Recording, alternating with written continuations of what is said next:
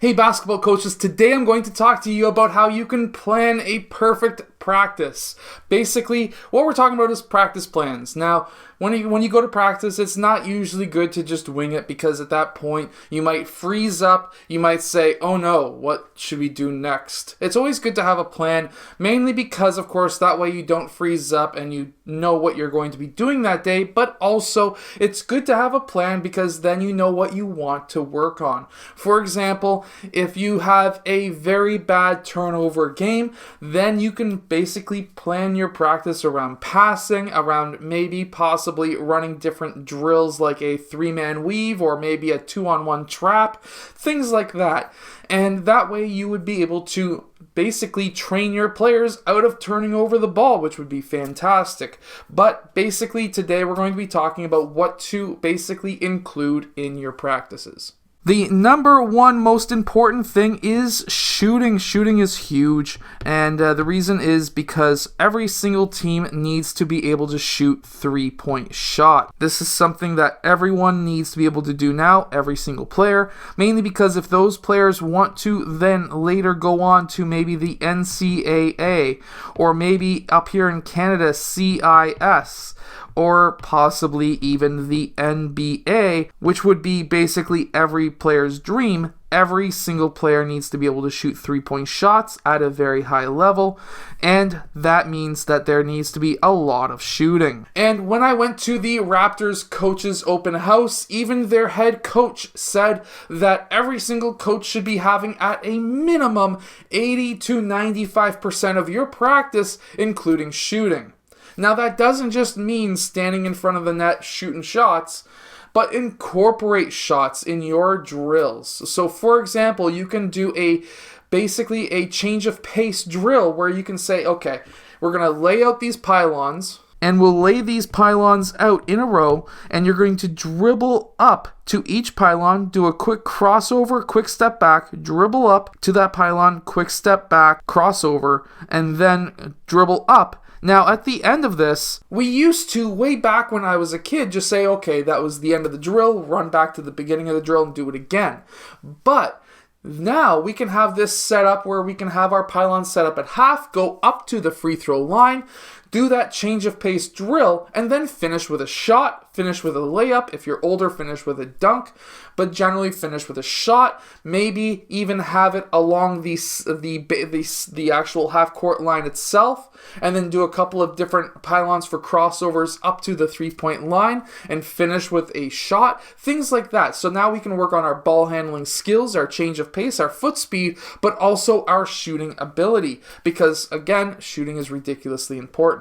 Number 2 is breaks. Now, I remember back when I was playing basketball way back in high school, there was a few rep teams that I played for who didn't have that many drink breaks, and of course by the end of practice you start having headaches and things like that, and it's just not fun.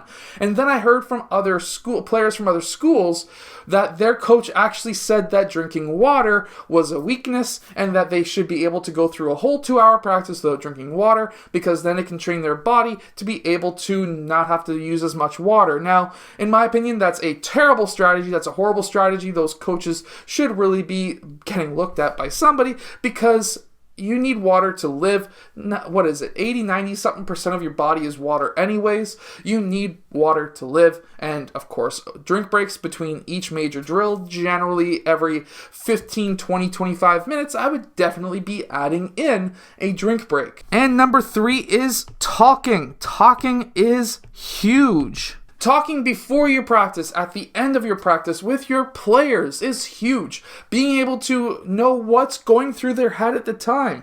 We've got players who might be going through some stuff. So at the beginning of every practice, try and get everyone there 10 minutes before, 15 minutes before, and say, hey, so in this last game, we really struggled with shooting. We need to work on our shooting. I want everyone to go home at the end of this practice, and between this practice and our next practice, I want you to go home and take 100 shots a day. Try and find a basketball court outside, or in your house if you're rich enough to have one of those, and be able to take at least 100 shots per day, and I want you to be able to do 20 shots up close, 20 shots from the free throw line, and then 60 shots from the three, and spread it around, maybe a couple of crossovers before you take that shot, whatever it may be, and try and give your team a goal.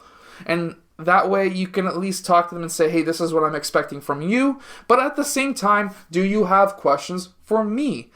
Any questions that anyone has and things like that, and it just opens up a communication. It just makes things easier. You don't have any surprises that come up when a player says, you haven't played me more than 10 minutes a game. This is effing BS. What are you doing?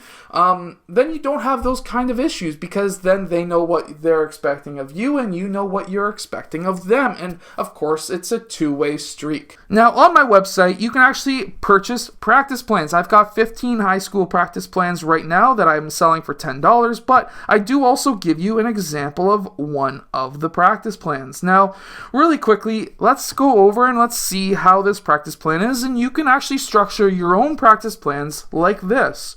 So for here, I've got 5 minutes at the beginning, just jogging suicides. You would want to do that with a ball as well. That way they're not just running for no reason, they're dribbling at the same time. Dynamic stretching is important. You want to add stretches, and you want to really talk to your players about stretching, because when it comes down to stretching, they should be doing that at home in the morning and at night anyways, and that just promotes a healthy body. Fingertip warm-ups is another one where you can do padded leg rotations, waist, head, whatever. That just gets your hands warmed up. And then we have 10 minutes for change of pace basketball drills. Those are the drills that I was talking about. Mind you, all these drills have videos attached to them as well. And then we have two 10-minute drills in between.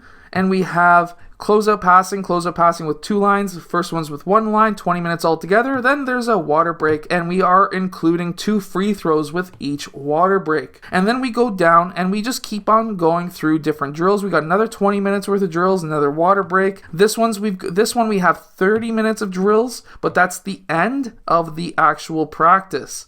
And then you can add on at the end any plays that you want to run. Let's say you want to teach your team how to run different plays, then you can add that on to the end, and you would add a water break on the end of this as well. But that's just a quick example, and you can get this practice plan on my website, which is linked in the description below. But also you can purchase all 15 of them right here on the website by clicking on books and then going down and clicking practice plans, and then you can see it there. You can even learn more about the practice plan and what I include, and even another video about this practice. So definitely go check out those practice plans. Link is down below. I hope that this video has helped you become a better coach and obviously a better team. If it has, hit that like button and subscribe, and I will see you guys again next time.